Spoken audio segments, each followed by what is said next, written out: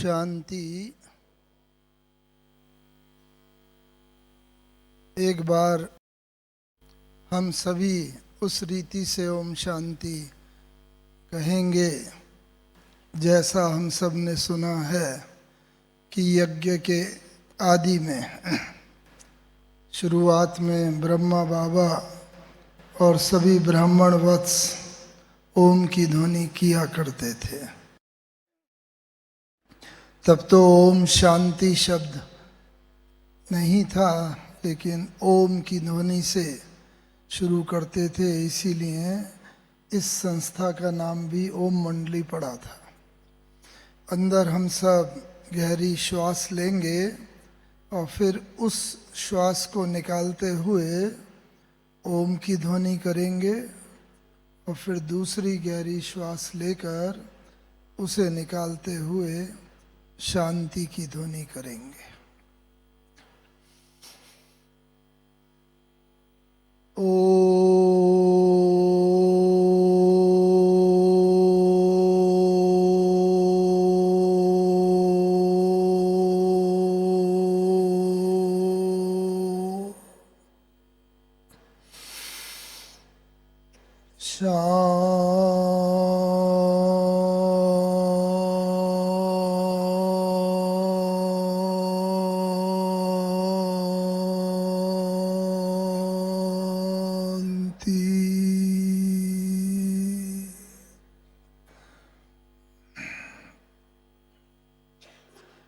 वास्तव में इस शब्द में ही आज का संपूर्ण विषय समाया हुआ है। बाप समान संपन्न बनने का पुरुषार्थ,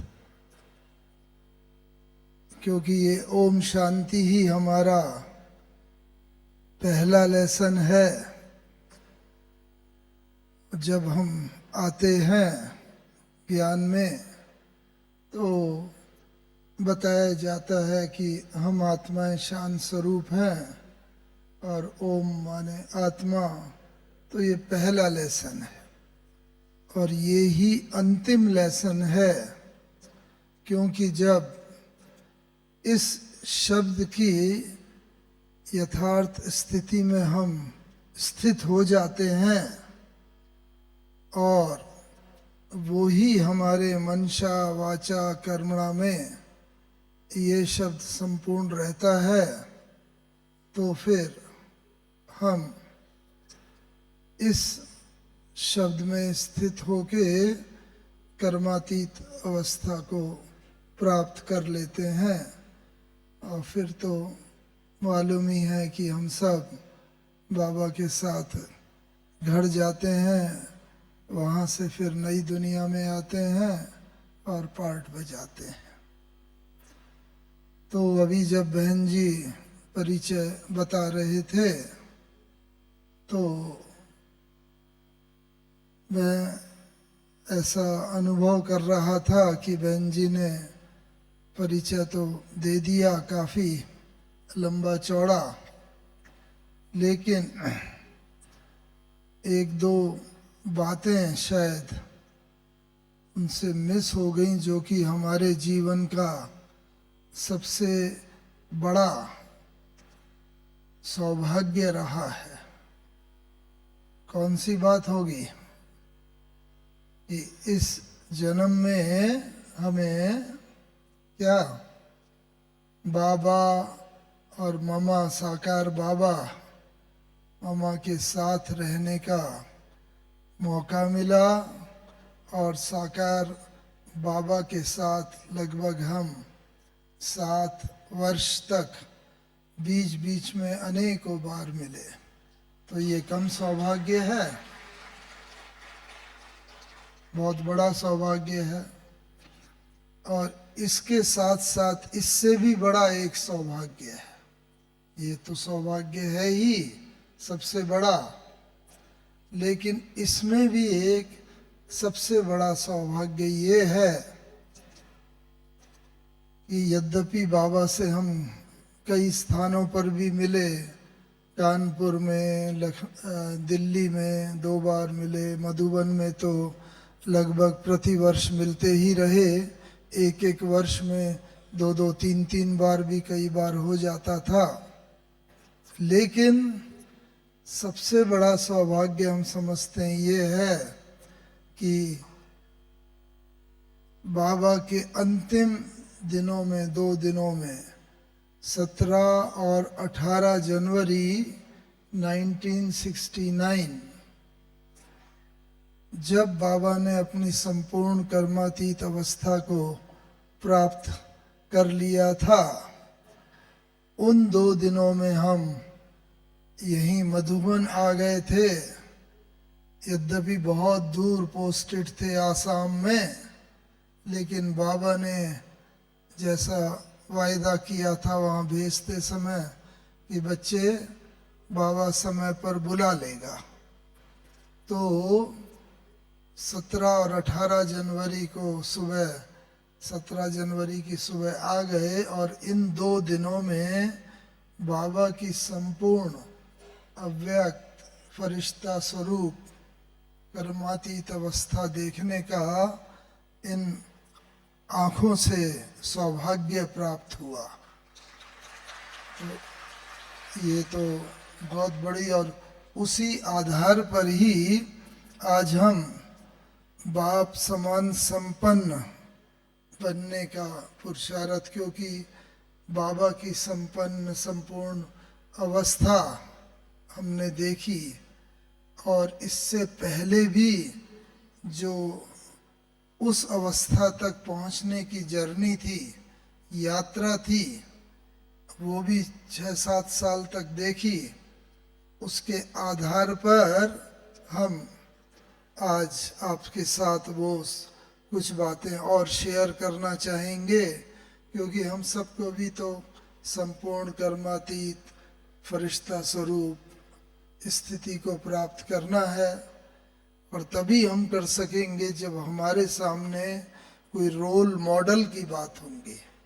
और अभी तक हमारे पूरे यज्ञ में एक ही रोल मॉडल है, ब्रह्मा बाबा, जिन्होंने उस स्थिति को प्राप्त किया। तो इसीलिए उस अवस्था तक प्राप्त करने के लिए कल की जो अव्यक्त मुरली थी, जो हम सब ने यहाँ पर ही अव्यक्त बाप दादा के मुख से उसके द्वारा देखी, जो भी टीवी के द्वारा, और साथ ही साथ आज की भी मुरली, अव्यक्त मुरली, तो वास्तव में इन दोनों मुरली में भी उसका काफ़ी हद तक समावेश हो चुका है। तो इसीलिए मैं उस बात को आरंभ करता हूँ। जब बाबा से मैं पहली बार मिला था, बात है सन 1963 की, 62 एंड था या 63 का बिगनिंग थी। हम 63 में उधर ग्रेजुएशन कर रहे थे लखनऊ यूनिवर्सिटी में, और बाबा कानपुर आए थे। तो कानपुर लखनऊ सिर्फ 2 घंटे का रास्ता है। तो सब लखनऊ वालों ने निश्चित किया कि हम वहाँ कानपुर जाएं, देखें, बाबा से मिलें, बाबा के सम्मुख मुरली सुने। तो सब एक दिन निश्चित करके बस में वहाँ पहुँच गए। तो ब्रह्मा बाबा के सम्मुख जब सब गए, तब तो हम बहुत यंग थे, 16-17 साल के थे। और उस समय बस हर एक बाबा से मिला, हमारा नंबर तो बहुत लास्ट में आया। तो बाबा से सब ने भरपूरता का अनुभव किया। जब हम बाबा के पास पहुँचे तो बाबा ने दृष्टि दी, कहा, बच्चे आओ बच्चे, बाबा तुम्हारा बहुत समय से इंतजार कर रहा था। देखो कितना बड़ा सौभाग्य, भगवान इंतजार करे। हम लोग तो इंतजार करते ही हैं भगवान का आने का, लेकिन भगवान के मुख से सुने कि बाबा तुम्हारा इंतजार कर रहा था, ये भी बहुत बड़ा सौभाग्य है। क्योंकि बाबा को बहुत सब बच्चे मिलते हैं। फिर दादियों ने उसका स्पष्टीकरण भी किया कि देखो हम कलप कलप के बिछड़े हुए बाबा के बच्चे हैं और कलप बाद मिलते हैं, तो उस भाव से भी बाबा आपका इंतजार कर रहा था। लेकिन बाबा के सम्मुख जब गए तो बाबा ने दृष्टि दी और बस। और बाबा के मिलने का ढंग भी बहुत निराला अव्यक्त होता था। आप सबने सुना होगा, हमने तो देखा भी और कई बार अनुभव किया। जब बाबा आओ बच्चे, आओ मीठे बच्चे, कोई भी बाबा का बच्चा नया होता था, दोनों हाथ फैला के बाबा जैसे आवाहन करते थे और बच्चे चुंबकीय आकर्षण में जैसे खिंच के बाबा की बाह में चले जाते थे। और फिर उसके बाद ऐसा अनुभव होता था कि हम देह से न्यारे हैं एकदम, क्योंकि बाबा का शरीर तत्वों को भी बाबा ने इतना पवित्र कर लिया था, करते जा रहे थे। और साथ ही साथ बाबा की दृष्टि में भी वो ही तेज, इतना आकर्षणमय। क्यों? क्योंकि बाबा ने लिख लिख के ये पक्का किया हुआ था, मैं आत्मा हूँ, जसोदा आत्मा है, नारायण सबने सुना ही है और पढ़ा भी होगा।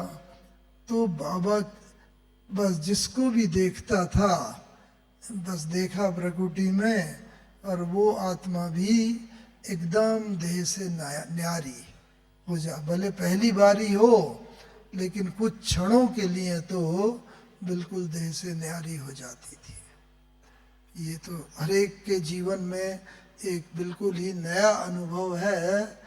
क्यों? क्योंकि ये अनुभव तो कोई भी जीवन में कभी भी करा ही नहीं सकता कि हम देह से न्यारे एकदम अपने को आत्मा अनुभव करें। बाबा की बाह में गए, मिले, बहुत एकदम विदेहीपन का अनुभव हुआ। बाबा ने पूछा क्या नाम है? तो वास्तव में हमारा लौकिक नाम तो श्री है। बोलते हैं ना, श्री लक्ष्मी, श्री नारायण, श्री सीता, श्री राम, देवी देवताओं के आगे श्री लगाते हैं ना। तो बाबा को हमने बताया अपना पूरा नाम श्री और सिंगल सरनेम। तो फिर बाबा ने पूछा क्या बच्चे, क्या बोला? तो हमने थोड़ा रिपीट किया। तो बाबा इतने ह्यूमरस भी थे, बच्चों के साथ बच्चे जैसा, युवानों के साथ युवान जैसा, वृद्धों के साथ वृद्ध जैसा। तभी तो हर एक को ये लगता था बाबा मेरा है। जितना बाबा मुझे प्यार करता है उतना किसी को नहीं करता।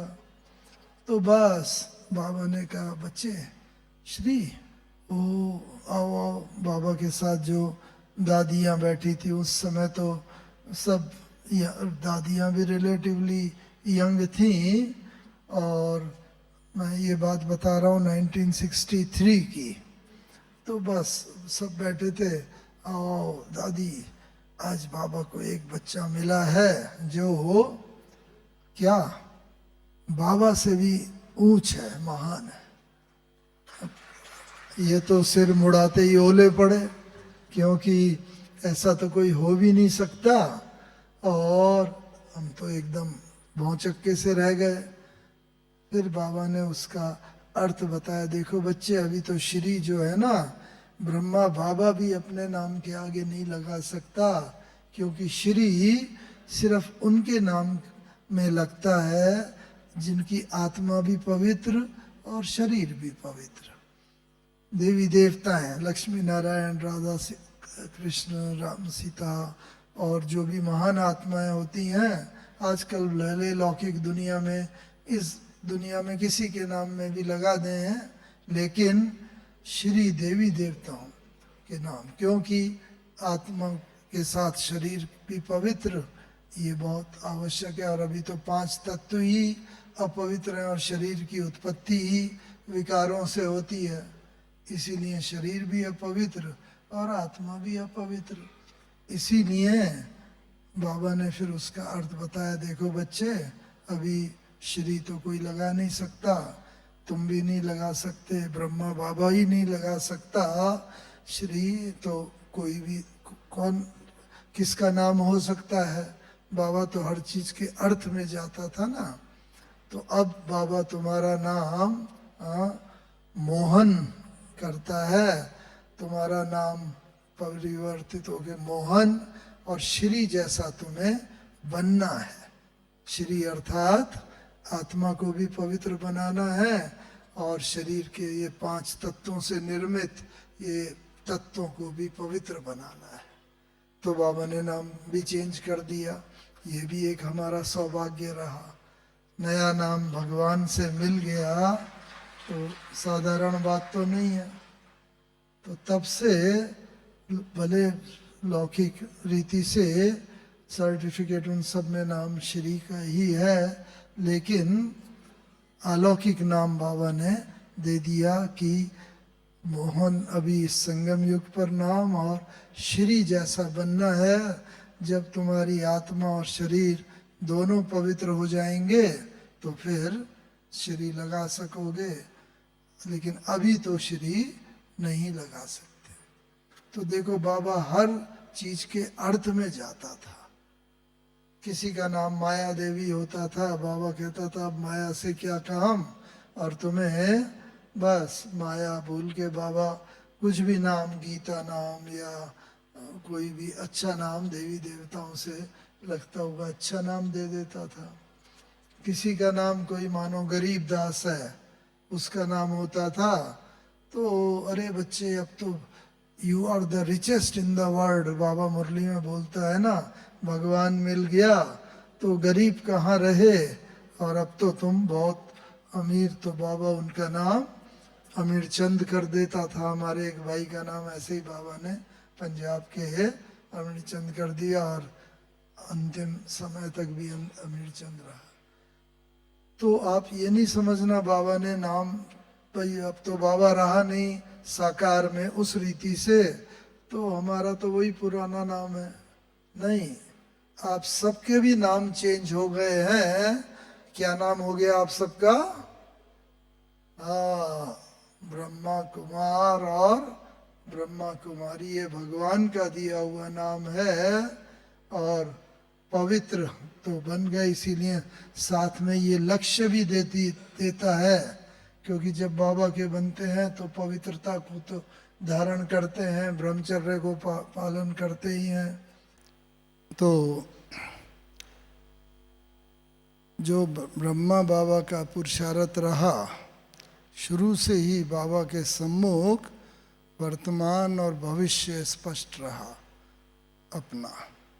तो वर्तमान तो यही था जब बाबा ने नाम चेंज किया प्रजापिता ब्रह्मा, तो भाई मैं बस सबसे आगे हूँ, इंजन हूँ। मेरे सामने जो भी परीक्षाएं आती हैं मैं बच्चों को बताता हूँ, जिससे बच्चे भी उन परीक्षाओं को फेस करने में सफल रहें। और बाबा को हम सब ने सुना है, जब साक्षात्कार हुए तो जब बाबा नारायण का भक्त था, तो नारायण का जब साक्षात्कार हुआ, बस बाबा तो बहुत खुश, एकदम अपने इष्ट देव का साक्षात्कार हुआ बाबा को। और फिर उनके मुंह से आवाज निकला, अहम चतुर्भुज तत्वम, मैं जो हूँ तुम वही हो। मैं चतुर्भुज नारायण हूँ, तुम मेरा ही स्वरूप हो। तो बाबा को पक्का हो गया निश्चय एकदम कि भाई ये मेरा लक्ष्य है, मैं नारायण की ही आत्मा हूँ और मुझे ऐसा बनना है। इसी तरीके से बाबा ने अब पहला हम बच्चों को यही ख्याल रखना है सदा, बस जब से हमारा ये नया जन्म हुआ है, जो बीत गया वो तो बीत गया, लेकिन आज से हम यही संकल्प करें कि भाई मुझे सदा ही ये अपना मन वचन कर्म संबंध संपर्क सब में यही कि मैं ब्रह्मा कुमार हूँ, बाबा ब्रह्मा बाबा की संतान हूँ, और मुझे हमारे जो भी नियम मर्यादाएं उन सब की ब्रह्मा कुमार कुमारी की तरह से पालना करें। खैर उन सब से तो हम सब लोग बहुत ऊपर उठ गए, लेकिन पहला कई बार कोई कमजोरी आती है, कोई भी बात आता है तो बाबा को तो पता चल जाता है। बाबा ने एक बार बताया था कि मेरे पास हर बच्चे का टीवी सेट रखा हुआ है, जैसे हाँ ऑफ रहता है। जब कभी कि कोई बच्चा कोई कमजोरी की हालत से पास हो रहा होता है, कोई कमजोरी के वशीभूत होता है, तो उस बच्चे का टीवी सेट ऑन हो जाता है। और जब 50 हजारों लाखों रखे हैं और 1 2 4 कोई ऑन हो गए तो तुरंत बाबा का ध्यान उधर जाता है और बाबा देखता है ये बच्चा अभी फलानी इस कमजोरी के वशीभूत है। फिर बाबा उस बच्चे को शक्ति देता है, सकाश देता है कि ये बच्चा इस कमजोरी से बाहर निकल जाए और उस कमजोरी को अपने ऊपर हावी ना होने दे। अगर वो बच्चा जो है उसकी बुद्धि बाबा की टचिंग जो हो रही है, बाबा भेज रहा है संकल्प, उसको कैच करती है, तब तो बच्चा समझ जाता है, उस कमजोरी से निकल जाता है। लेकिन अगर वो ये उसकी बुद्धि कहीं लौकिक बातों में दूसरी चीज़ों में एंगेज है, बाबा की बात को कैच नहीं कर पाता है या डोंट केयर कर देता है, तो फिर कमजोरी के वशीभूत होके कई बार हार खा लेता है।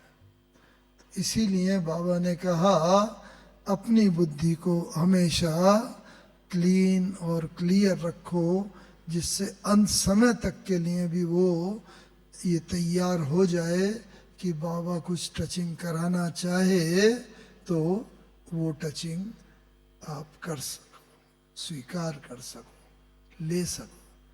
तो सर्वशक्तिवान तो हमारा साथी है और बस वो चाहता है मेरे बच्चे सदा विजयी रहें, सफलता हमारा जन्म सिद्ध अधिकार है, बाबा ने बताया ना।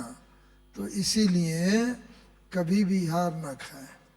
तो एक पहला तो ये सदैव याद रखें जो ब्रह्मा बाबा ने, क्योंकि बाप समान बनने की पुरुषार्थ की बात है, तो बाबा ने भी इस बात को धारण किया कि भाई मैं आत्मा हूँ और ये सब भी आत्मा है।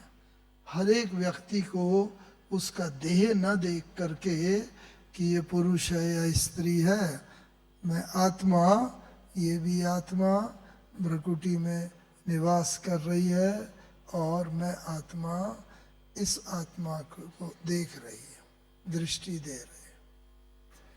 दूसरी बात बाबा ने ये देखा, अनुभव किया जो हम सब ने, कि बाबा ने ये अनुभव किया कि मन ज्ञान में आ भी गए, बाबा ज्ञान सुनाना शुरू भी किया, लेकिन फिर भी योग जब लगाते थे तो बुद्धि भाग जाती थी। देखो कितना बाबा स्पष्ट, कोई भी गुरु अपने चेलों के सामने कोई अपनी कमजोरी की बात नहीं बताएगा, लेकिन बाबा हमेशा कहता था कि बाबा ये बच्चों के आगे है, और अगर बाबा के सामने कोई परीक्षा आती है तो बाबा बच्चों को नहीं बताएगा कि किस प्रकार से बाबा ने उस परीक्षा को पास किया, जीता, तो बच्चे कैसे समझ पाएंगे। अब बच्चों के सामने भी वही परीक्षा ट्रेन होती है, पहले इंजन को हवा का या सामना करना पड़ता है, उसके बाद बाकी डिब्बे। ऐसे ही बाबा आगे है, तो बाबा के सामने कोई भी बात आती है तो बाबा को बच्चों को बताना है, जिससे बच्चे भी उस पर विजय प्राप्त कर लें। तो ये बाबा ने देखा कि मन भाग जाता है बाबा का बार बार, तो बाबा ने मन को पत्र लिखा। क्या लिखा कि हे मन, मैं आत्मा राजा हूं और तू मेरा कर्मचारी है, बस, लेकिन फिर भी तू ज्यादा बलशाली हो गया, तू मुझ आत्मा को भगाता रहा, मैं भी तेरे कहने पर तेरे पीछे पीछे मैं भागता रहा। ऐसे ही बाबा ने बुद्धि को भी पत्र लिखा, ये बुद्धि, तू भी मन के कहने पर मन के साथ साथ भागती रही, और तुम दोनों ने मिलकर मुझ आत्मा राजा को, कर्मचारी तुम होते हुए भी मुझ राजा को अपने वश में कर लिया। लेकिन बाबा ने अभ्यास नहीं छोड़ा, बहुत अभ्यास करते रहे, एकांत का अनुभव करते रहे। वो चित्र भी बाबा ने कहा आपने देखा है, बिल्कुल एकांत में भी। तो ये हमें अपने को चेक करना है कि हम भी अगर चाहते हैं बाबा की तरह कर्मातीत बन जाएं, फरिश्ता स्वरूप स्थिति को प्राप्त कर लें, तो हमें भी एकांत का अभ्यास, जहाँ मन का भी एकांत हो, बुद्धि का भी और बाहर का भी, और जो ये दो खजाने हैं, समय और संकल्प, इन दोनों खजानों में कोई वेस्ट ना हो। बाबा ने तो यहाँ तक भी कह दिया, अभी भी कल कहा कि संगम युग का एक सेकंड भी एक वर्ष के बराबर है। कितनी वैल्यू दी समय रूपी खजाने को। तो उसी रीति से हम लोग भी देखते चलें कि मैं समय और संकल्प जो बाबा ने वेस्ट नहीं किया, बिल्कुल हर चीज में वो कार्यरत रहे, तो ऐसे ही मैं भी वेस्ट तो नहीं करती हूँ आत्मा, या वेस्ट तो नहीं करता हूँ, पर चिंतन पर निंदा सब चीज में है, ये अपने को देखते चलना है। दूसरी बात, क्योंकि ये पुरुषार्थ का जो प्रैक्टिकल में देखा था।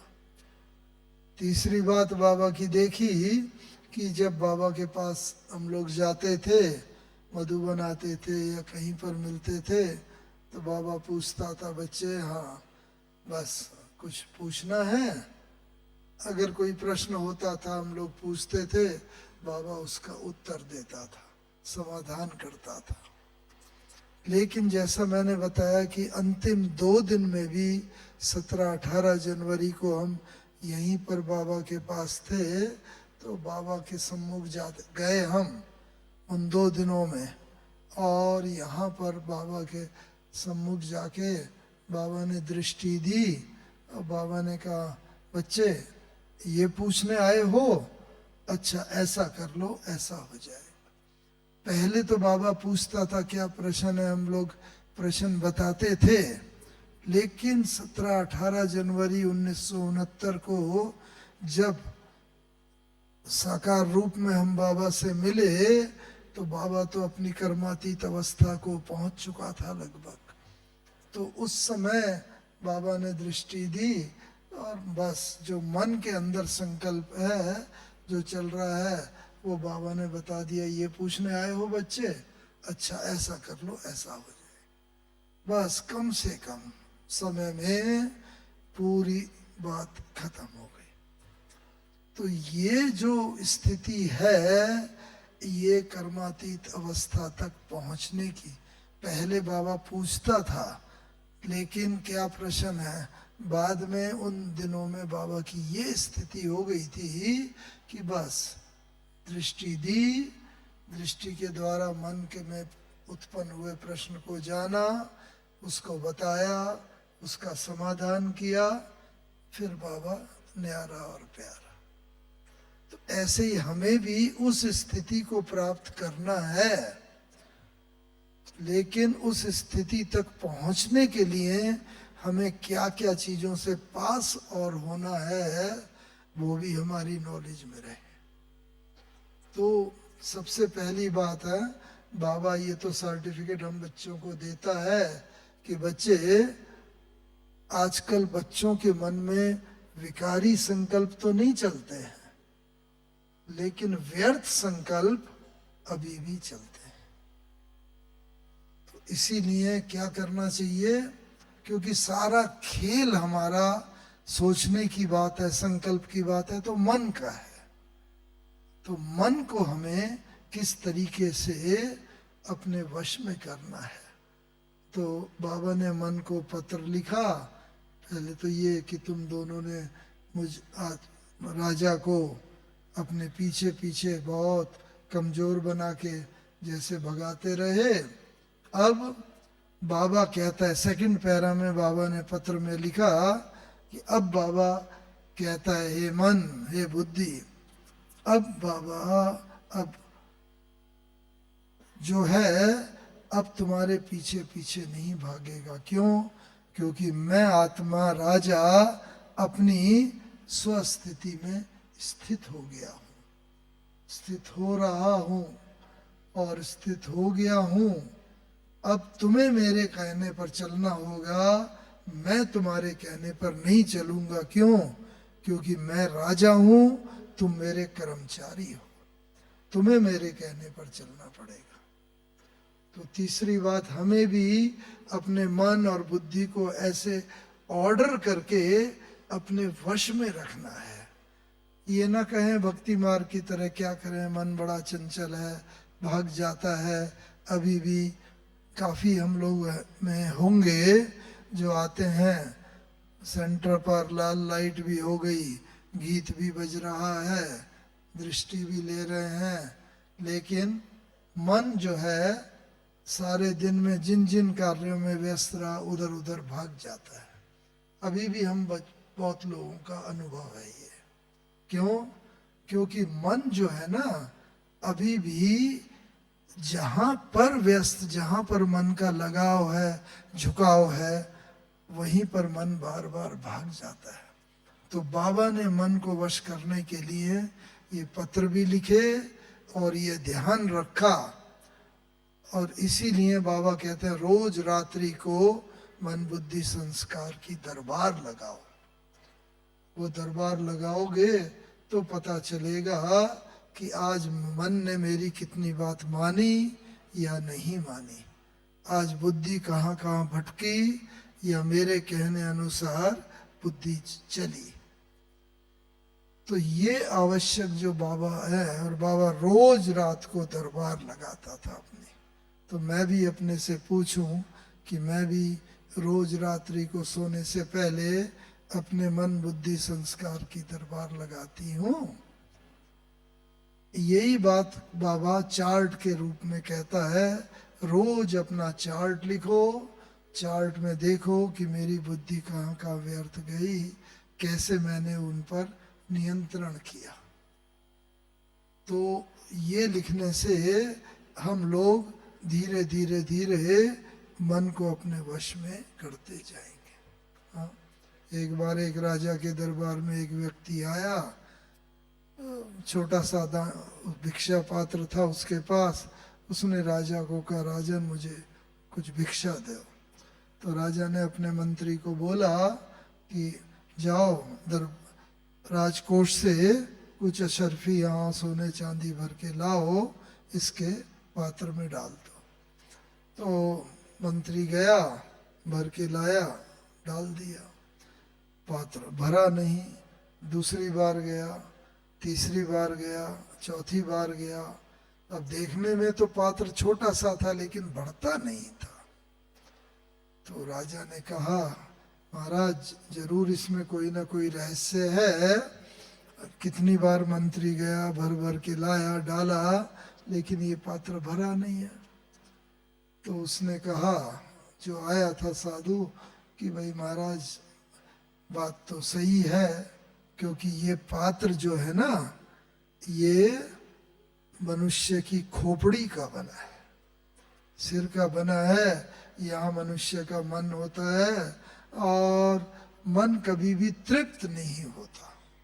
तो इतना सारा धन प्राप्त करके भी ये अतृप्त का अतृप्त है, क्योंकि मन सदा बहुत चंचल होता है और मन की तृप्ति नहीं होती। तो इसीलिए ये पात्र अधूरा है। बस यही हम सब की बात है।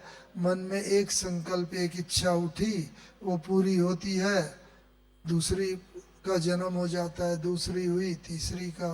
तो मन सदा अतृप्त ही रहता है, उसकी संपूर्ण इच्छाएं कभी भी पूरी नहीं होती हैं। बाबा ने इसे पहचान लिया, तो बाबा ने फिर क्या किया कि एक तो ये रोज रात को दरबार लगाते थे, और साथ में बच्चों की भी दरबार लगाते थे, बच्चों की कचहरी किया करते थे। और बच्चे बताते थे, आज ये इस विकार ने हम पर वार करने की चेष्टा की, आज ये हुआ, आज ये हुआ। कचहरी में सब बताते थे, जिससे सब सावधान एक दूसरे के अनुभव से हो जाते थे। तो इसीलिए एक ये आवश्यक है कि हमारा इतना बड़ा अटेंशन ये रहे। ये ब्रह्मा बाबा का ये तीसरा पुरुषार्थ था। और बाबा का क्या पुरुषार्थ इसमें रहा कि बस हमने अंतिम 2 दिन में ये देखा कि बाबा एक तो ये कि बस बाबा के सम्मुख जाते थे, बाबा पढ़ के इच्छाओं को पूरा कर देते थे, क्या संकल्प चल रहा है। दूसरा, अंत समय में जब आत्मा ये शरीर छोड़ती है, तो आत्मा का ध्यान बार बार आत्मा को वो याद आता है जहाँ आत्मा का ज्यादा लगाव या झुकाव होता है। जिससे अति प्रेम हो वो व्यक्ति भी या तो याद आएगा, या किसी से वैर भाव हो वो व्यक्ति याद आएगा। इससे बदला लेना है। बहुत इतिहास, बहुत कहानियां हमने पढ़ी हैं, किन्हीं से दुश्मनी होती है, वो अपने बच्चों को कह के जाते हैं, इससे ये बदला लेना है, ये बाकी है, आदि आदि। और जिससे बहुत स्नेह होता है, उनको भी आत्मा उनसे बात किए बिना, कोई राज होता है अपने तक सीमित नहीं रख पाते, उसको कहे बिना नहीं रहते। तो ये भी नहीं, बाबा ने तो यहाँ तक बोला, यही नहीं कि प्रेम रखो सबसे, वैर नहीं रखो, नहीं, प्रेम भाव हो लेकिन सबसे समान भाव हो, न किसी से अति प्रेम, न किसी से वैर।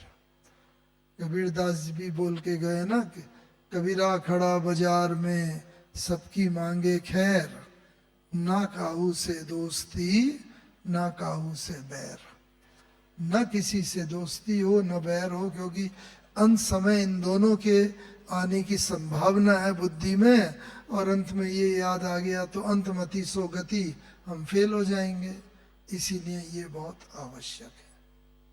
दूसरी बात, तो इसीलिए बाबा ने कहा है हर आत्मा को उसी भाव से देखो। लेकिन होता क्या है, ज्ञान में चलते चलते हम लोगों की कई बार, बाहर की दुनिया से तो हम कट ऑफ कर लेते हैं जल्दी से। जो अज्ञानी होते हैं, वो कोई क्रोध करेगा, अहंकार होगा, हम सोचेंगे ये तो अज्ञानी है, इसे ज्ञान नहीं, तो चलो माफ कर दो, हमारे मन में कुछ असर नहीं होगा। लेकिन जब कोई ज्ञानी आत्मा को हम ऐसा देखते हैं कि अरे वो आत्मा का कल तक तो व्यवहार मेरे प्रति अच्छा था और आज उसका उतना अच्छा व्यवहार नहीं रहा है। कितनी बार ऐसा होता है जिनसे हमारी नहीं बनती है, वो इधर से आ रहे हैं, हम इधर से नजर बचा के चले जाते हैं, आपस में बातचीत नहीं होती, कम्युनिकेशन ब्रेक डाउन हो जाता है। तो अगर ये संस्कार लेके अगर हम जाएं सतयुग में तो ये संस्कार होगा नहीं, सबसे बहुत प्रेम भाव होगा, आदर होगा, और किसी से भी दुश्मनी का भाव नहीं होगा। तो फिर क्या होगा, इस संस्कार के कारण ही हम बहुत साधारण पद पालेंगे और अंत में द्वापर में जाके या कहीं और भी बाद में थोड़ा बहुत ऊंच पद मिल जाएगा, लेकिन जन्म जन्मांतर के लिए हमने अपना नुकसान कर लिया। तो दादी जी हमेशा ये कहते थे, दादी बताते थे, अगर किसी से भी अगर मन मुटाव होता है तो उसके दो बात होती हैं, या तो कोई मिसअंडरस्टैंडिंग होती है, गलत फहमी होती है दोनों के बीच में, ये, और उसका फिर दूसरा भाव ये होता है कम्युनिकेशन ब्रेकडाउन।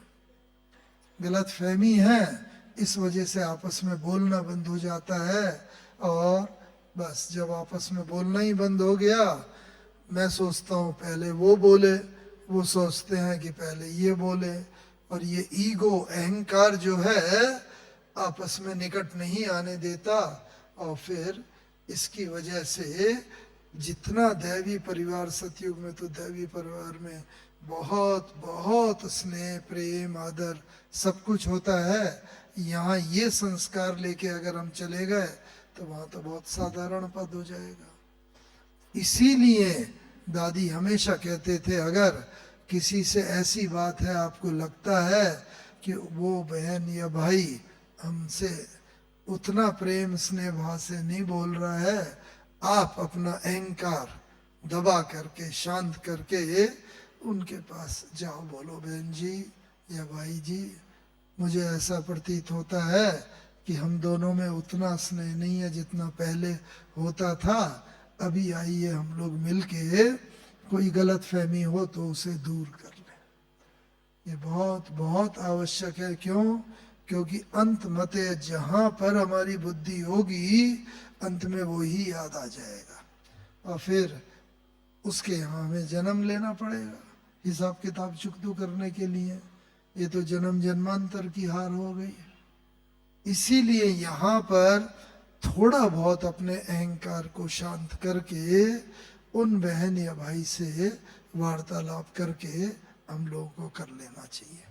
बाबा भी हमेशा यही कहा करते थे, तब तो बाबा मम्मा थे, बच्चों से उनका वो दूर कर देते थे कोई एक दूसरे के बारे में कि भाई आओ बाबा को सुनाओ, अब बाबा फिर उस बात को शांत कर देते थे, उसका समाधान कर दे। लेकिन आज तो हम लोगों के सामने और कुछ नहीं, हमें आपस में ही बैठ के वो समाधान करना पड़ेगा। इसीलिए ये जरूरी है कि आपस में मिल करके उस बात को खत्म कर दें और फिर से वैसा ही स्नेह संबंध कायम रहे। तो ये बहुत आवश्यक है, क्योंकि अंत में तीसरी बात और आगे की बात, चौथी पांचवी, कि बाबा ने अंतिम दिन, हमने तो 17-18 जनवरी को बाबा को बहुत गौर से देखा, क्योंकि बाबा जैसे इस धरा का है ही नहीं इंसान, ऐसा नजर आ रहा था जैसे धरती से ऊपर 2 कदम है ऊपर और धरती से ऊपर चल रहा है फरिश्तों की तरह। इतना तेजोमय बाबा का रूप भी हो गया था कि बस तेजोमय, जैसे चित्रों में देखते हैं ना, देवी देवताओं के आगे या कोई भी महापुरुष किसी धर्म के हो, उनके आगे लाइट का ताज दिखाते हैं, ऐसी स्थिति बाबा की। जैसे कई बार हम आंख मल मल के भी देखते थे कि ये हमारी भ्रांति है या क्या, फिर कुछ नहीं दिखता था, लेकिन अंदर की पवित्रता इतनी हो गई थी कि बाबा ने आत्मा को और इन 5 तत्वों से बने शरीर को भी इतना पवित्र बना लिया था। तो इसीलिए वो अंत में हम सबको भी ऐसा ही बनना है। और आत्मा के लिए तो हम सब लोग पुरुषार्थ कर ही रहे हैं, ज्ञान योग धारणा सेवा, लेकिन शरीर के तत्वों, क्योंकि सबसे निकट का संबंध आत्मा का इस शरीर से ही है, 5 तत्वों से बने। तो रोज हम प्रतिदिन 5-10 मिनट कम से कम इन 5 तत्वों को योगदान करें। जल, अग्नि, वायु, पृथ्वी, आकाश, इनको दान जितना हम करते रहेंगे, आओ हे तत्व, जल तत्व फॉर एग्जाम्पल जल तत्व है, तो अगर हम उसे अपना मित्र बना के उसके साथ वार्तालाप करना चाहते हैं, बाबा ने बहुत पहले 90s की मुरली में बताया था कैसे तत्वों से वार्तालाप करो। तो हमारा अभियान चल रहा था साउथ में, तो वहाँ पर एक स्थान पर जहाँ थे वहाँ ये मुरली सुनी बाबा की, और निर्णय किया कि कल को चलो समुद्र के किनारे, वो सेंटर था, किनारे माने उस शहर में, तो वहाँ पर अगले दिन सुबह 4 बजे हम पहुँच गए समुद्र के किनारे। हमारे अभियान साइंटिस्ट इंजीनियर विंग के अभियान के 10-12 सदस्य थे और सेंटर की 4-5 बहनें, हम सब लोग गए। और बहुत दूर समुद्र का पानी तो बहुत दूर था, और हम लोग इतना दूर पर बस वहाँ पर बैठ गए और जल तत्व को दान देने लगे। दान क्या? बस जो बाबा ने मुरली में बताया था कि हे जल तत्व, आप भी जल देवता के नाम से जाने जाते हो, हम लोग भी होवनहार देवता हैं, आओ हम और आप मिल करके इस सृष्टि को पावन बनाए। और अब तक अगर हमारी आवाज़ पहुंच रही है, हमारे संकल्प पहुंच रहे हैं, तो आइए हमारा स्पर्श कीजिए, हैंडशेक कीजिए, हमारे चरण स्पर्श कीजिए। तो बहुत दूर पर हम लोग बैठे हुए थे और 4 बजे से योग शुरू किया। 4 बजे, 4:15, 4:30, 4:45, 5 बजने में बस जब लगभग 5-10 मिनट ही थे, तो बस कंटिन्यूसली वहाँ पर बेहद के वातावरण में योग कर रहे थे और जल तत्व की तरफ ही हमारा सबका कंसंट्रेशन था। तो ये कहाँ से एक बहुत तेजी से एक लहर आई और पानी को, समुद्र से के पानी को हमारे पैरों तक, हम लोगों के जहाँ हम लोग बैठे थे वहाँ ले आई, और हम लोगों का स्पर्श करके वो जल तत्व वापस चला गया। ये एक व्यवहारिक चीज है, ये कई जगह प्रकृति के साथ हम लोगों ने करा है, विदेशों की बहनों ने भी किया है। बताते हैं अक्सर अपने अनुभव में हम लोग कई बार, भाई बादल बहुत फंक्शन बड़ा होने वाला है, बादल हैं, वो बस नहीं। हमने जानकी दादी को देखा था, एक जगह हम लोग गए थे, दादी भी गए थे, हम भी गए थे, वहाँ बहुत बड़ा म्यूजियम का उद्घाटन होने वाला था। तो बड़े बादल थे, बहुत पहले भी बरसात पड़ रही थी और यही फोरकास्टिंग थी। बस दादी जी बैठे हुए थे और ऐसे दादी जी का ऊपर हाथ था। उस वक़्त तो हम लोगों ने डिस्टर्ब नहीं किया, लेकिन बाद में पूछा तो दादी ने कहा कि मैं उन बादलों को कह रही थी, तुम अभी यहाँ नहीं आना है, तुम्हें यहाँ नहीं बरसना है, अभी यहाँ प्रोग्राम है, उसके बाद इतने 4 बजे के बाद तुम चाहे कहीं जाके बरसो। और वास्तव में हमने देखा जो सुबह इतनी तेज बारिश हुई थी, सब जगह बरसात, और बस कोई भी वातावरण ऐसा नहीं रहा, सूख गया। फिर शाम को बहुत तेज बरसात हो गई। तो इन तत्वों से हम वार्तालाप करें, ये हमारे ही पूर्वज हैं। तत्व जल, अग्नि, वायु, पृथ्वी, इनसे ही हमारा शरीर बना हुआ है। तो ये एक बहुत आवश्यक चीज है कि प्रतिदिन इनसे हमारा वार्तालाप करें। और बाबा भी धीरे धीरे धीरे करके अंतिम समय के लिए अपने को तैयार करता जा रहा था, साक्षी दृष्टा। क्योंकि कोई भी स्थिति आए, परिस्थितियां तो आएंगी, लेकिन हमारी स्थिति ऐसी हो जो परिस्थिति पर विजय प्राप्त कर ले। तो बाबा की अब 93 इयर्स एज थी, कफ भी आता था, खांसी भी होती थी, कितनी बार बाबा को खांसी भी होती थी। तो बस बाबा ने अपने लिए विधि रची हुई थी। क्या विधि? किस तरह स्वस्थिति से परिस्थिति पर विजय प्राप्त करें। बाबा के संदली के पास ही लक्ष्मी नारायण का, राधे कृष्ण का विष्णु छोटा चित्र लगा हुआ था। बाबा कहता था, देखो बच्चे, आज तो बाबा का ये तन भी जो है ना, ये इसके अंदर बहुत व्याधि आते हैं, तकलीफ होती है, कफ आता है, आत्मा भी अभी सतो प्रधान बनती जा रही है, बनी नहीं है। बस कल जाके बाबा ऐसा विष्णु कृष्ण बनेगा। बहुत खुशी होनी चाहिए बच्चों को भी, और खुशी में क्या करना चाहिए? ठगियां मारनी चाहिए। ऐसे बाबा करके भी बताते थे। और बस थोड़ी देर बाबा उस स्थिति में रहते थे कि कल मैं जाके ऐसा विष्णु कृष्ण बनूंगा, और बस तब तो तत्व भी सतो प्रधान होंगे, आत्मा भी कोई खांसी नहीं, कोई व्याधि नहीं होगी।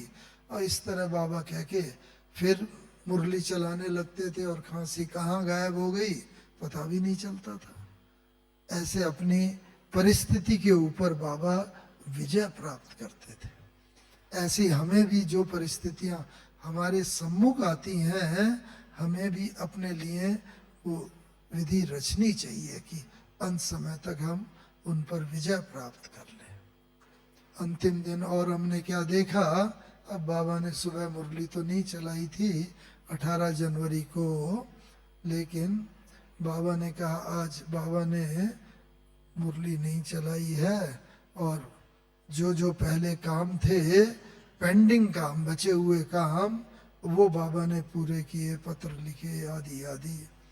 क्योंकि बुद्धि में अंत समय, शरीर छोड़ते समय वो ख्याल ज्यादा आते हैं जो काम हम करना चाहते थे लेकिन कर नहीं पाए, पेंडिंग वर्क जो रह गए। तो ऐसे काम अगर कोई हो, मानो बच्ची को समर्पण करना है, मानो ऐसा बुद्धि को करना है कि भाई कोई भी अंत समय याद ना आए, कहीं भी हमारा लगाव झुकाव ना हो, उसके लिए अपने को तैयार करना है पहले से ही। तो बाबा उस दिन बाबा ने क्या किया, कहा कि आज बच्चों को, बाबा ने सुबह मुरली नहीं चलाई थी, बच्चे सब, रोज क्लास होता है 8:45 बजे, आज क्लास होगा शाम को 7:30 बजे, सब बच्चे भोजन करके, ये बात विशेष कहा, भोजन करके रात को मुरली में आ जाए। तो रात को आए, क्योंकि अंतिम समय ये भी एक विधि थी। क्यों? क्योंकि बाबा को तो आभास था कि मैं आज शरीर छोड़ने वाला हूं, आज मेरा ये बच्चों से अंतिम मिलन है। तो इसीलिए बाबा ने पहले ही दे दिया, नहीं तो भोजन बना बनाया रखा रह जाता था। अगर कोई बच्चा सोचता इतनी जल्दी मैं क्या करूंगा खा के, और वो, लेकिन पहले से ये इंस्ट्रक्शन थी। तो सब बच्चे भोजन करके आए और बाबा ने मुरली चलाई, और उस मुरली में एक बार भी न बाबा को खांसी आई, न कफ साफ करने की जरूरत पड़ी, कुछ भी नहीं, क्योंकि शरीर के कर्म भोगों के ऊपर योग बल ने विजय प्राप्त कर ली थी। इसीलिए ये हम सबका भी होना ही है, लेकिन हमें अपने को इसके लिए तैयार करना है पहले से ही, क्योंकि अंतिम पेपर हमारा इस शरीर का ही है। आत्मा जो अनुभव करेगी, क्योंकि शरीर में जो भी बची कुची बीमारियां होंगी, प्रॉब्लम होंगी, वो अंत समय आत्मा अनुभव करेगी। इसीलिए हमें पहले से ही उसके लिए तैयारी करके रखनी है कि ये शरीर के कर्म भोगों से अपने को न्यारा करते चलना है। बाबा ने भी मुरली चलाई, और मुरली में मैं भी मुरली में सामने ही बैठा था बाबा की। बस मेरे मन में प्रश्न आया, बाबा कुछ बोले, इच्छा जागृत हुई, तो बस इच्छा जागृत होने की देर नहीं थी कि बाबा तो संपूर्ण कर्मातीत बन चुका था। तो बाबा तक वो संकल्प पहुंचा और बाबा ने नाम लेके 18 जनवरी की रात्रि क्लास में ये बस बोल दिया, देखो ये बच्चा मोहन है, बस ऐसे बहुत मीठा बच्चा है, कभी किसी की निंदा नहीं करेंगे और संपूर्ण बन जाएंगे। ये बाबा का अंत में वरदान भी मिल गया। साधारण बात थोड़ी है, अंत समय के लिए ये वरदान मिल गया तो संपूर्ण तो वैसे हम सबको ही बनना है, लेकिन भगवान के मुंह से निकला तो उस पर जैसे स्टैंप लग गया। तो बात क्या है कहने की कि अंत समय के लिए हम सबको ये तैयारी करनी है, और जैसा संपन्न तभी बनेंगे जब बाबा ने जो जो फेस किया उसके लिए हम तैयार रहे। तो बाबा ने मुरली चलाई, मुरली चला के अच्छा बाबा बच्चों से छुट्टी लेता है, विदाई लेता है। हिस्ट्री हॉल में बाबा ने पांडव भवन में मुरली चलाई, तब तो वही था। तो वहां पर फिर बाबा दरवाजे से बाहर निकले। अब बाबा देखो, जैसे यहाँ मुरली चला रहे हैं, इधर अगर निकलना होगा तो हम लोग इधर मुंह करके जाएंगे, लेकिन बाबा उल्टा, हाँ, बच्चों की तरफ मुख और पीठ दरवाजे की तरफ एक एक कदम उल्टा चलते थे कि बाबा आप ऐसा क्यों कर रहे हैं? अरे मैं, आप बच्चे डबल सरताज बनने वाले हो, आत्मा भी पवित्र, शरीर, बाबा तो सिंगल एक्चुअली उसका अधिकारी है, लेकिन आप तो डबल यहाँ पर भी और सतयुग में भी पूर्ण राज्य भाग के अधिकारी होंगे। इसलिए आप बच्चों को मैं पीठ कैसे दिखा सकता हूँ? देखो शिव बाबा का कितना महान भाव हम बच्चों के लिए। तो हमें भी देखना है कि हमारा भी एक दूसरे के प्रति ऐसा भाव है, हम किसी को वर्तमान रूप में ना देखें। वर्तमान रूप में तो कुछ कमजोरियां हर एक में ही होती हैं, होंगी, लेकिन उनको हम भविष्य रूप में देखें या आदि रूप में देखें। बस ये आदि रूप में ये भी देवता थे, अभी भी देवता हैं। और इस तरह बाबा दरवाजे तक गए। बाबा ने कहा अच्छा बाबा बच्चों से छुट्टी लेता है, विदा लेता है, और ये कह के बाबा अपने कमरे में गए। और दादी जी भी पीछे साथ थी, दादी जी के हाथ में हाथ, और बाबा ने जैसे विदाई ली। अब उस समय की बात देखिए, हम भी अपने को सौभाग्यशाली मानते हैं एक और वजह से कि हम हिस्ट्री हॉल की छत पर टहल रहे थे। मुरली जल्दी पूरी हो गई थी, 8 साढ़े 8 तक, तो खाना खा ही लिया था, सोने ही जाना था। इतनी देर में देखा जगन ये अपने जमुना प्रसाद भाई बड़ी तेजी से साइकिल चला के निकल रहे हैं, बाहर जा रहे हैं। तो हमने ऊपर से ही पूछा अभी आप रात को कहाँ जा रहे हैं इतनी देर में? तो उन्होंने कहा दादी ने मुझे भेजा है, बाबा की तबीयत कुछ ठीक नहीं है, हार्ट में पेन है, तो मैं जा रहा हूँ डॉक्टर को बुलाने। तो वो उधर गए, हम भी फिर नीचे उतर के आए, और जो बाबा का कमरा है उस बाबा के कमरे में हम मतलब अंदर तो नहीं गए, पहले तो उसका पीछे का ही दरवाजा था, सामने का दरवाजा नहीं था। जो बाबा का कमरा पांडव भवन में इतना बड़ा नहीं था, जहाँ तक पलंग आता है बस उतना ही छोटा सा कमरा था, और एंट्री पीछे की तरफ से थी। तो उधर जाके हमने देखा कि बस बाबा का हाथ दादी जी के में हाथ में, और दादी चूंकि खड़ी हुई थी सामने, तो दादी जी की पीठ ही दिखाई दी और बाबा का थोड़ा सा हिस्सा। अब बस ऐसा कहते हुए बाबा ने शरीर छोड़ा। तो अंत समय के लिए हमें अपने को तैयार यही करना है कि अंत समय जो है हमें और कोई भी याद ना आए। और बाबा कहता भी है, कई बार बाबा ने मुरलियों में भी, सबसे शरीर तो सबको छोड़ना है, तो सबसे अच्छी मृत्यु कौन सी है? हाँ, हार्ट फेल की। कई बार बाबा मुरली में बोलता है। तो बस बाबा ने ऐसे सारी विल करी अपनी शक्तियां दादी जी को, और इस तरह बाबा ने शरीर छोड़ा हार्ट फेल से।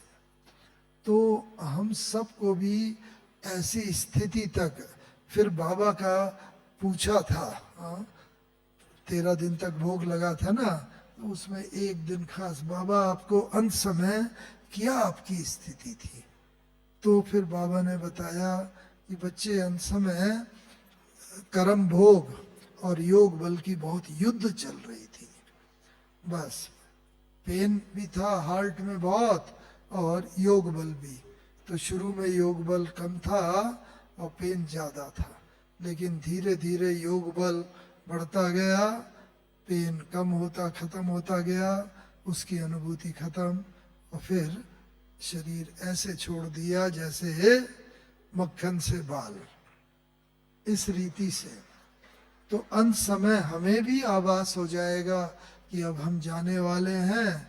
ये ऐसा नहीं कि ब्रह्मा बाबा कोई, हम सब लोगों को भी आभास होगा अगर हम बाबा के बताए हुए इन कदमों पर चलते रहे। अंत समय के लिए हमने पूरी की पूरी तैयारी हम करते रहे। और क्या, बाबा ने प्रकृति के तत्वों को इतना दान करा था। 18 जनवरी की रात को बाबा ने शरीर छोड़ा, अर्ली नाइट, अर्ली, और 18 की रात शरीर रखा रहा, 19 का सुबह दिन, 19 की रात, 20 का सारा दिन, 20 की रात, 21 को दोपहर के बाद जब मनमोहनी दीदी जी टूर से लौटी, तब बाबा का संस्कार किया गया। इतने 65 घंटे से भी ज्यादा बाबा का शरीर रखा रहा, लेकिन बाबा के शरीर में न कोई दुर्गंध आई, न कालापन आया, और बिल्कुल तत्वों को भी बाबा ने इतना पावन कर लिया था योग बल से, ये तत्व भी अंत तक साथ दिया। तो हमें भी अपनी आत्मा को और शरीर के इन तत्वों को भी पावन करना है, और पावन बन के फिर बाबा के साथ साथ जाएंगे तो हम सब। लेकिन तब तक के लिए बाबा ने हमें ये समय दिया है कि ये, बस अंत में एक बात सुना के समाप्त करता हूँ, मम्मा की बात। मम्मा ने जब शरीर छोड़ा तो ये थी 1965 था शायद, है ना। और जो जब शरीर छोड़ा मामा ने, तो आत्मा ऊपर गई सूक्ष्म वतन में। तो वहाँ पर सूक्ष्म वतन वासी बाबा बाप दादा थे। उन्होंने मामा से पूछा, मामा आपने कर्मातीत स्थिति का अनुभव किया? तो मामा ने कहा कि नहीं बाबा, मैं तो नहीं करा। तो जाओ बच्ची, अभी तुम्हारा शरीर हिस्ट्री हॉल में रखा है, और वहाँ पर बाबा भी योग में बैठे हैं, बच्चे भी सब योग में बैठे हैं, आपका आवाहन भी कर रहे हैं। तो जाओ, आप वहाँ पर जाओ, शरीर में प्रवेश करके कर्मातीत स्थिति का अनुभव करके आओ, तब आप परम धाम जा सकेंगे। तो मामा नीचे आई, काफी देर तक मामा नीचे रही, और फिर मामा जब काफी देर के बाद ऊपर गई, तो बाबा ने पूछा कि मामा आपने अनुभव किया कर्मातीत स्थिति का? कि नहीं बाबा, मैं तो फिर भी नहीं कर पाए। क्यों बच्ची? क्योंकि बाबा मैं शरीर में प्रवेश ही नहीं कर सकी। मैंने बहुत कोशिश करी कि मैं शरीर में प्रवेश कर सकूं, अपने ही शरीर में, लेकिन बिल्कुल शरीर तो ठंडा पड़ चुका था, उसमें कोई चुरपुर नहीं हुई, जीवंत नहीं हुआ, और इसीलिए मैं फिर वापस आ गई यहाँ आपके पास। तो बाबा ने कहा, बच्ची अभी तो तुम्हें रहे सहे हिसाब किताब चुकतू करने के लिए, पुनर्जन्म लेने के लिए जाना है। जाओ, और देखो अभी भी मम्मा को गए लगभग 60 वर्ष तो हो गए, अभी तक भी वो कर्मातीत स्थिति की प्राप्ति का पूरा पुरुषार्थ कर रहे हैं। लेकिन अब लगभग उनका भी सब हिसाब किताब चुकतू हो गया होगा, जो समाप्ति का लक्षण है, समय की समाप्ति का। तो इसीलिए फिर अब हमें जो है कभी भी ये संकल्प नहीं करना। बाबा ने कहा बच्चों को ये कह देना कभी भी ये संकल्प ना करें अगर कि इस जन्म में तो मेरा शरीर बीमार है, मैं शरीर से सेवा नहीं कर पाती या पाता, इस जन्म में तो मेरे साथ ये तकलीफ है, धन की तकलीफ है, धन से भी मैं सेवा नहीं कर सकता, आदि आदि जो भी, क्योंकि हर एक कोई संपूर्ण तो नहीं है, तन मन धन संबंध सारे सुख हों तो वो नहीं है, लेकिन ये हमारा बेस्ट जन्म है, बस ये समझे। बाबा ने जो ये शरीर दिया है इस संगम पर बेस्ट है, तो अब मुझे इस शरीर में कभी भी ये संकल्प ना हो कि ये शरीर छूटे, मैं नया जन्म नहीं, बाबा मुझे इस शरीर में ही कर्मातीत बनना है, ये ही हम संकल्प रखे हैं।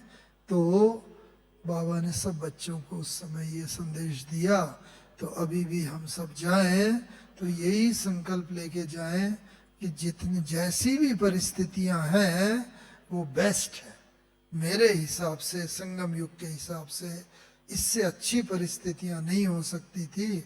और बाबा मैं जरूर इस आत्मा इस शरीर में ही कर्मातीत बनने का प्रयास करूंगी और बनकर ही जाऊंगी। और फिर बाबा हम सब लोग साथ साथ परम धाम जाएंगे, अपनी सीट पर थोड़े समय बैठ करके फिर सतयुग में आके हम लोग पार्ट बजाएंगे। ओम शांति, ओम शांति, ओम शांति।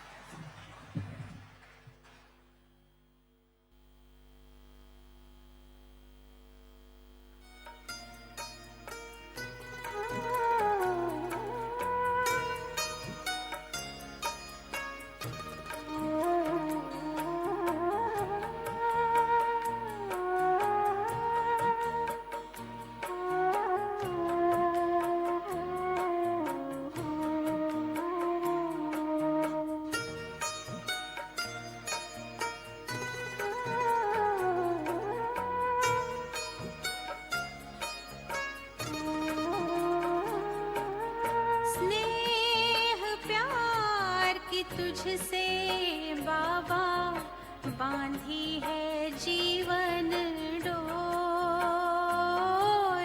बांधी है जीवन डोर। दिल मेरा लगा ही रहता हर पल तेरी ओर, हर पल तेरी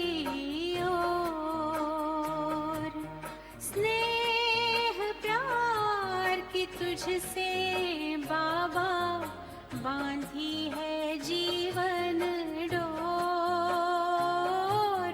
बांधी है जीवन